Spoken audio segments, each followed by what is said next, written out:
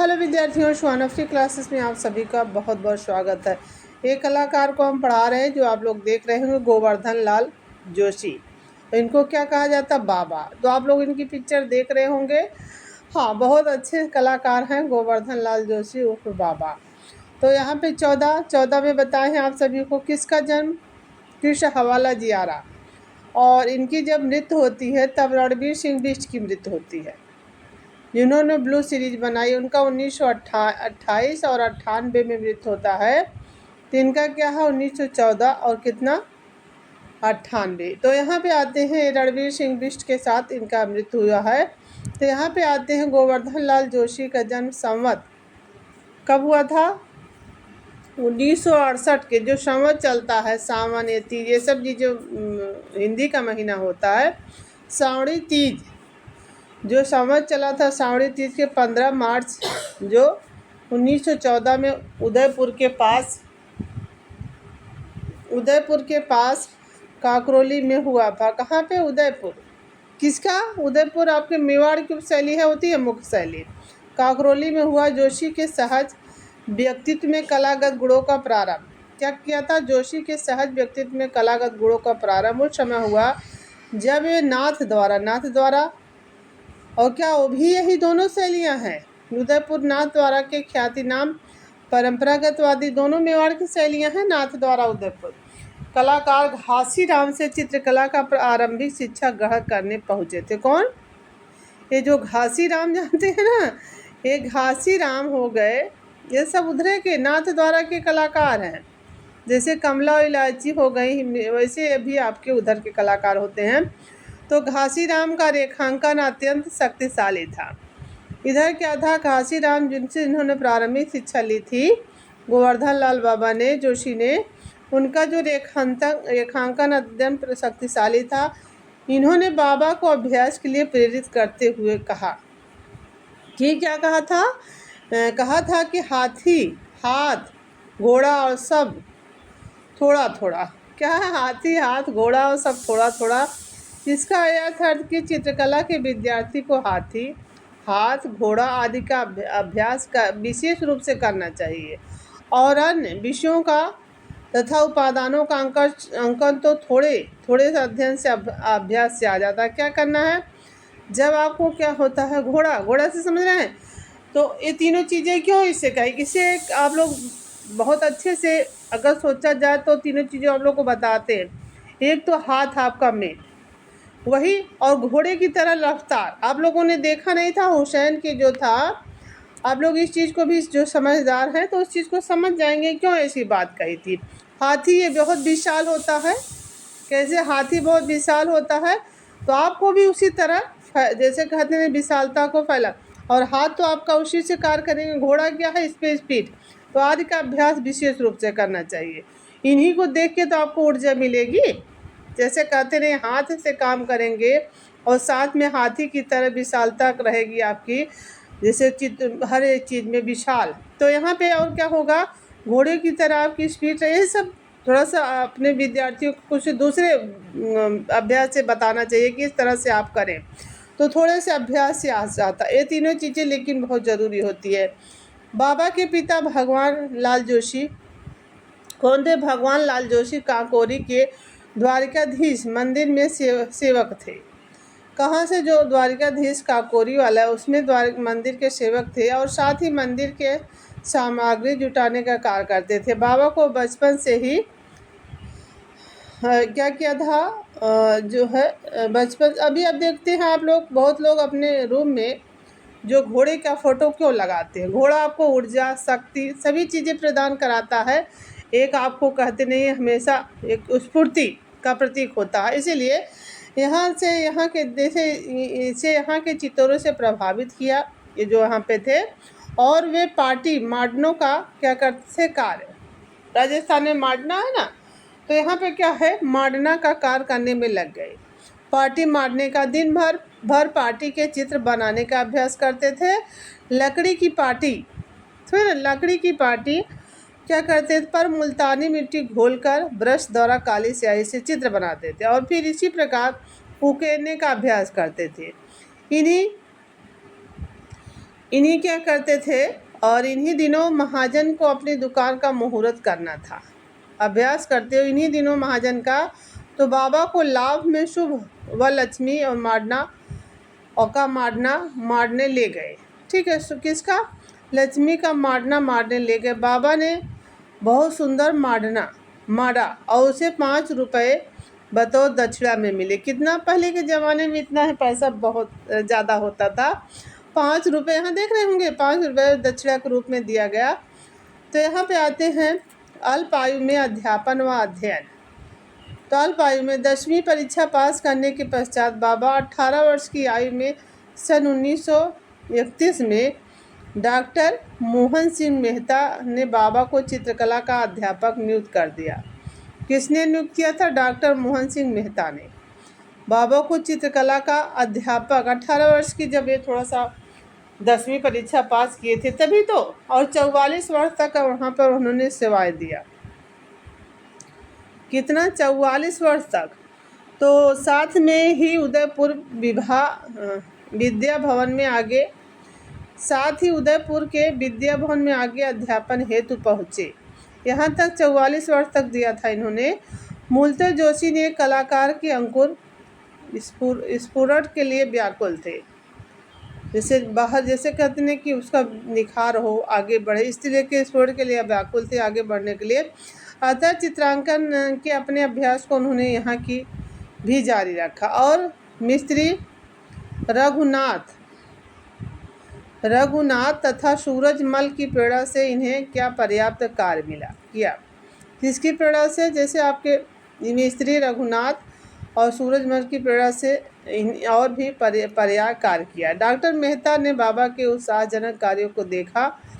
जहाँ से उनको पहले नौकरी दिया थे वहाँ पे 44 वर्ष तक उत्साहजनक को देखा और निश्चय किया कि इन्हें विद्या में और अधिक अच्छा ज्ञान प्राप्त करने के लिए प्रशिक्षण के लिए भेजा जाना चाहिए। शांति निकेतन को इनके लिए उपयुक्त समझा और भी आगे समझा, और देखिए लिए सन 1936 में शांति निकेतन भेज दिया। 31 में तो वहाँ पे कार्य कर रहे थे, 44 वर्ष तक किए, तो फिर यहाँ 36-44 कैसे, यहाँ तक समझ में नहीं आता कभी कभी लोगों का वो जो। तो वहाँ तक 44 वर्ष तक जब कार्य कर रहे थे तो 31 से 36 कहाँ। और यहाँ पर अपने अवनींद्रनाथ टैगोर, रविन्द्रनाथ ठाकुर, नंदलाल बोस और आचार्य, बहुत ऐसा होता है कि आदमी वहाँ से जो है कार्य भी करता रहता है और कहीं आपको शिक्षा भी, दोनों कार्य करता है एक साथ भेजा। तथा यहाँ अवनींद्रनाथ ठाकुर, रविन्द्रनाथ ठाकुर, नंदलाल बोस तथा हजारी प्रसाद द्विवेदी जैसे दिग्गजों के सानिध्य में रहे। हजारी प्रसाद द्विवेदी तो हिंदी के कवि हैं, वहाँ भी थे क्या। तो यहाँ पे देखते हैं इन्हें बाबा की कला का 4 चाँद लगा दिया। हजारी प्रसाद द्विवेदी आप लोग जानते हैं ना, वहाँ के हैं, लेखक हैं वहाँ के, हिंदी के लेखक हजारी प्रसाद द्विवेदी। 4 चाँद लगा दिए। और सन 1942 में वे सुधीर रंजन कादिर के दून में क्या क्ले मॉडलिंग सीखने गए। कहाँ पे? सुधीर रंजन कादिर दून में थे ना, यहाँ दून में भी थे, आपके लखनऊ में भी हुए हैं, आप लोग को पता है 1956 में लखनऊ में हुए हैं। तो यहाँ पे इनको लखनऊ भी खास गए थे ना, जब इनको पद्म श्री मिला था उसके 1 साल पहले, तो यहाँ पे मॉडलिंग में सीखने गए। आदिवासियों भीलों के जीवन से प्रभावित बाबा को प्रारंभिक जीवन तो क्या था, यहाँ पे जो काकोरी में था, तो थोड़ा सा उधर वाला क्षेत्र पड़ता है जहाँ भील उल जाती हैं। तो क्या है, भीलों के जीवन से प्रभावित बाबा को प्रारंभिक जीवन विशेष कठिनाइयों का सामना नहीं करना पड़ा, बल्कि क्या अपनी कलात्मक अभिरुचि के विकास के लिए उन्हें समझ एक के बाद दूसरा द्वार सा खुलता गया। शांति निकेतन में प्राप्त शिक्षा दीक्षा के अनुसार यहाँ के कला गुरु अवनींद्रनाथ ठाकुर आदि की प्रेरणा में उन्हें स्वस्थ कल्पना और यथार्थ जीवन, किसी अवनींद्रनाथ ठाकुर की प्रेरणा से उन्हें स्वस्थ कल्पना यथार्थ जीवन के अभिव्यक्ति के लिए विषय जुटाने के सहज प्रवृत्ति का विकास हुआ। यहाँ उन्हीं की प्रेरणा के फल ही उन्होंने बाबा भीलों के जीवन से अधिक प्रभावित थे। वे कहते थे कि उनके जीवन में जो शक्ति, शौर्य, भक्ति और विविधता व मस्त मासलता है, जो उल्लास है, उसी से मैं उसी ने मुझे प्रभावित किया और मैंने प्रत्येक भाव में चित्रित करने का आनंद आया है और साथ में उनको आनंद भी आता था। इसमें भील जीवन के अंकन हेतु उन्होंने लगभग 7 वर्ष तक भीलों के आचार व्यवहार वेशभूषा रहन सहन के नज़दीकी से देखा और परखा। उनके जीवन के अध्ययन गतिविधियों को तुलिकाबद्ध किया। बाबा देश के ऐसे कलाकार थे जिन्होंने किसी जनजाति का गुण और विस्तृत अध्ययन करके कैनवास पर सौंदर्य झांकियाँ प्रस्तुत किया है। किसी जनजाति का इतना गूढ़ और विस्तृत अध्ययन करके कैनवास पर सौंदर्यमय झांकियाँ प्रस्तुत। भील जीवन के सफल चित्रांकन में तभी तो इनको भीलों का चितेरा कहा गया। अब जिस पे कोई रिसर्च ही कर रहा होगा तो उसको क्या कहा जाएगा। भील जीवन के सफल चित्रांकन में ख्याति 4 चार लगा दिए। भील युवती जो जंगल में घास काटने के लिए उन्माद है। क्या है भील युवती? यहाँ हो गया एक पेंटिंग और दूसरा आपका जो जंगल में काट करने के लिए उन्मत्त है। फसल, एक यहाँ चित्र था जो कामा लगा हुआ आप लोग देख रहे हैं, दूसरा ये वाला होता फसल काटते हुए। क्या हो गया? फसल काटते हुए, धान रोपते हुए और सिर पर सामान की टोकरी ले जाते हुए, मृदंग बजाते हुए घूंघट की ओट में और मजदूरी या कड़ा परिश्रम के पश्चात पति और बच्चों के साथ घर लौटते हुए। लज्जा, भील, आमोदरत, जैसे आमोदरत होते हैं, विविध मुद्राएं, ठीक है, सब इनके चित्र होते हैं। विभिन्न नित्य मुद्राएं, जैसे आपके आमोदरत, काम से परिश्रात और इत्यादि विभिन्न जीवन की चर्या इत्यादि की बखूबी दर्शाया। भीलों के अतिरिक्त उन्होंने बंजारों, किसको? बंजारों, एक तो भील, दूसरे बंजारे, गड़ेरिया, लुहार। गड़ेरिया लुहार नहीं होते हैं, गड़ेरिया जो बकरी चराता है, ये भी बंजारा जो अपना जैसे कहते नहीं गाना बजाना बजाते हैं, बंजारे कहे जाते हैं ना। तो किसानों, गड़ेरिया और श्रमिकों के विभिन्न प्रकार की भंगिमाओं को प्रदर्शित किया। इस सफल कलात्मक, ये आप लोग धान रोपते हुए इनका चित्र देख रहे होंगे। क्या है? धान रोप रहे हैं सभी लोग। यहाँ जो आप लोग देख रहे हैं, यहाँ गट्ठर यहाँ रखा हुआ है और यहाँ क्या ये लोग अपना ऐसे से रख के नहीं रहते हैं, जब धान बैठाने जाए यहाँ धान बैठा रहे हैं सभी लोग। धान में जो सभी लोग जानते ही हैं आप लोग, धान रोपते हुए कहीं कोई बैठाना कहता, कहीं रोपता, धान बैठना है तो यहाँ पे धान रोपाई हो जाती है। और यहाँ पे गोवर्धन लाल जोशी का इस सफल कलात्मक उपलब्धियों के कारण उन्हें उदयपुर का विद्या भवन में भी कला गुरु के बनने का अवसर, कहाँ पे? उदयपुर के विद्या भवन में अनेक वर्षों तक विद्यार्थियों को कला शिक्षा देकर जीवन पथ पर अग्रसर होने की प्रेरणा दिया। विद्या भवन की वनशाला की ओर उन्होंने गांव, शहरों, प्रमुख ऐतिहासिक कला स्थलों से स्मारकों को देखने का मौका मिला। आज हम अभी आप लोगों को बताते हैं, इनको देखकर, गोवर्धन लाल जोशी को देखकर क्या हमको याद आया। हाँ, भी उनको पिक्चर दिखाए थे आप लोगों को। यहाँ देखते हैं जो है पुरस्कार, प्रसिद्धि और सम्मान। अपनी मौलिकता, उत्कृष्ट चित्रण शैली के लिए बाबा को उनके पुरस्कारों से नवाजा गया। सन 1954 में त्रिवेंद्रम कला प्रदर्शनी में सोने का प्लेट, जिसे ताम्रपत्र कहा जाता, कहाँ से? त्रिवेंद्रम आर्ट कला से इनको 54 में। एक तो आपके यहाँ पे इनको अनेक पुरस्कारों में नवाजा गया। कब? 54 में। सुन, यहाँ पे 54 में जब आपके अनीश कपूर का साथ में नंदलाल बोस के साथ, और 1954 में फिर दशहरा प्रदर्शनी में 54 में ही, और फिर मैसूर से में पुरस्कृत 1962 में राष्ट्रीय सांस्कृतिक स्कॉलरशिप, मिनिस्ट्री ऑफ कल्चर सन 1979 में केंद्रीय ललित कला अकादमी द्वारा भील जाति के जीवन पर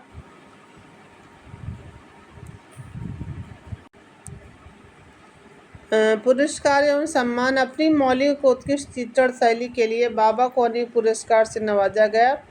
सन 1954 में त्रिवेंद्रम कला प्रदर्शनी, सोने का प्लेट और जो ताम्रपत्र, जिसे 1954 ईस्वी में दशहरा प्रदर्शनी मैसूर से पुरस्कृत किया गया। 1962 में राष्ट्रीय सांस्कृतिक scholarship ministry of the culture, सन 1989 में और साथ में केंद्रीय ललित 79 में केंद्रीय ललित कला अकादमी द्वारा भील जनजाति के लिए बृहत अध्ययन करने के लिए फेलोशिप मिला था। कहाँ? 79 में इन पे जो भील अध्ययन किए थे उस पर इनको फेलोशिप मिला, केंद्रीय ललित कला। और देखेंगे राजस्थान ललित कला की ओर से उत्कृष्ट कृत के लिए 5 से अधिक कौन से 63, 64, 65, 66 और 69 में अकादमी में वार्षिक पुरस्कार मिला। हर साल मिलता तो वार्षिक वाला हो गया ना, हर साल मिलने वाला। 1974 में देखते हैं आप लोग, इनको जो क्या है, विनोद बिहारी को पुरस्कार मिलता, साथ में कृपाल सिंह शेखावत को मिलता है। तब इनको राज ललित कला का कलावीर सम्मान से सम्मानित किया गया 74 में। 84 में फिर ऑल इंडिया से फाइन आर्ट्स क्राफ्ट सोसाइटी नई दिल्ली से।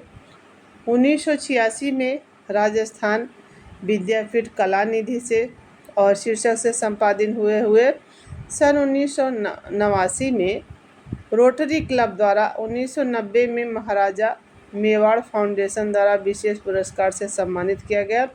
राजस्थान के 3 मंदिर नाम से एक सचित्र पुस्तिका का ललित कला अकादमी से प्रकाशन किया गया। उदयपुर में स्थापित कलाकार संगठन तोलिका कलाकार परिषद के सदस्य रहे। आप राजस्थान ललित कला अकादमी के उपाध्यक्ष पद पर भी रहे।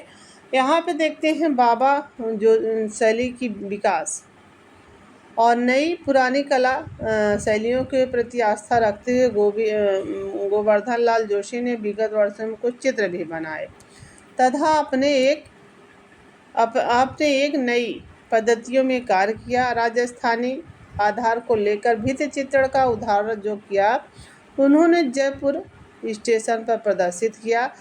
उदयपुर की जो है गणगौर की सवारी, क्या है, उदयपुर की गणगौर की सवारी का दृश्य इन्होंने जयपुर स्टेशन पर प्रदर्शित किया।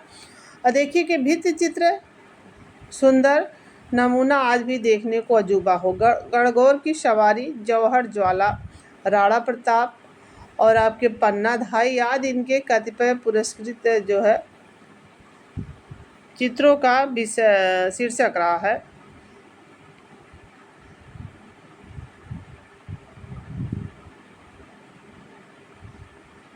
और यहाँ पे परंपरावादी राजस्थानी लघु चित्रों की प्रचलित शैली एवं प्रचलित लोक कला से समन्वय है। यहाँ एकाकार होकर एक नई सलोनी बाबा शैली को जन्म दिया। इस प्रकार बाबा ने चित्रांकन के लिए ऐतिहासिक पौराणिक प्रेरक प्रसंग चुने और फिर स्वच्छंद भील जीवन से उनका कालांतर मन रमा। कला के प्रति एक सजग जो है किंतु पैनी समझ के धनी चित्रकार गोवर्धन लाल जोशी अपनी विशिष्टता और प्रतिष्ठा के कारण कला जगत में बाबा के नाम से जाने। आपने देश विदेश के अनेक सार्वजनिक तथा निजी संग्रहालयों में पहुँचे। रंग बाबा के देसी रंग पसंद थे। वे मानते थे कि देसी रंगों में जो सहज स्वाभाविकता है उससे चित्र में वांछित प्रभाव उत्पन्न हो जाता है और आपके जीवन पर्यंत इन्हीं के रंगों का प्रयोग किया जाता है। इन्हीं का मृत्यु हुई है 84 वर्ष की उम्र में 1998 में। आप लोग जानते हैं 14 में इनका जन्म होता है और रूपी धरोहर को छोड़कर ये चले गए। कहाँ पे जन्म हुआ था? उदयपुर के, आप लोग देख रहे होंगे कांकोरी में। तो धरोहर को छोड़कर चले गए और यहीं इनका कला जो साधना थी वो समाप्त हो गई, क्योंकि आदमी ये हमेशा तक इतने अच्छे से जीवन पर्यंत यहाँ देख रहे हैं रंगों का प्रयोग किया है। तो यहाँ पे फिर आते हैं, आज हमको इनका फ़ोटो देखकर हमारे ससुर भी टीचर थे, उनकी याद आ गई हमको। एकदम सेम गोवर्धन लाल बाबा की तरह हमारे ससुर दिखते थे। यही बात हम आप लोगों से कहना चाहते थे। एकदम सेम ऐसे ही हमारे ससुर भी प्राइमरी के टीचर थे, एकदम सेम गोवर्धन। आज इनका फ़ोटो कहीं से मिला है तो देखने में लगा कि हाँ, कभी कभी आदमी किसी को देखता है तो नहीं है इस समय, तो लग रहा है कि वैसे ही ये भी टीचर बने थे अगर वहाँ पे, तो वो भी इनकी एकदम सेम चेहरा ऐसे ही लग रहा था। इसीलिए आप लोग हमारे स्टूडेंट हैं तो वो चीज़ हम आपसे कह सकते हैं। और हाँ, कभी कभी इतना इनका व्यक्तित्व देखें, इतना चीज़ें देखें, इनका पिक्चर भी देखें तो ऐसे ही लग रहा है उनका एकदम सेम। तो धन्यवाद आप सभी का, फ़ोटो निकाला तभी ये चीज़ें हमको दिखी। धन्यवाद आप सभी का, थैंक यू।